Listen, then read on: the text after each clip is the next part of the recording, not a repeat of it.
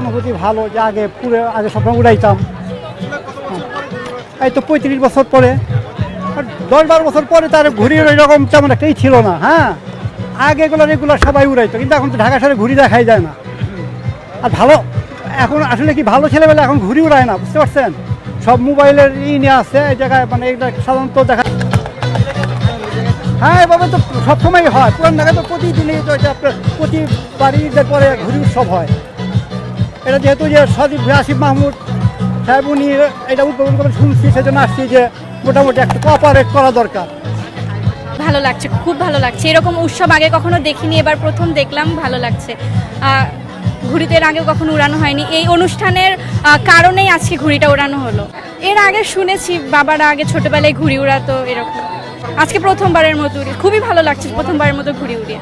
কেমন যে লাগছে এটা আমি আসলে অনুভূতি করে ভাষায় বুঝাইতে পারবো না। আমি খুবই আনন্দিত।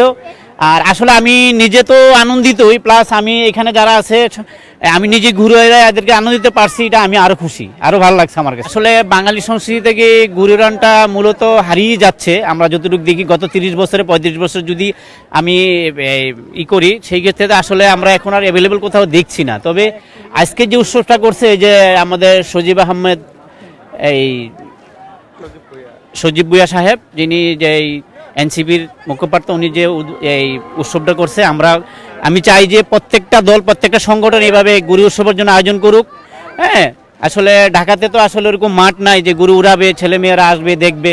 তো সেই ক্ষেত্রে আমি চাই যে প্রত্যেকটা সংগঠন, প্রত্যেকটা দলে এইভাবে ঘুড়ি উৎসবের জন্য আয়োজন করুক।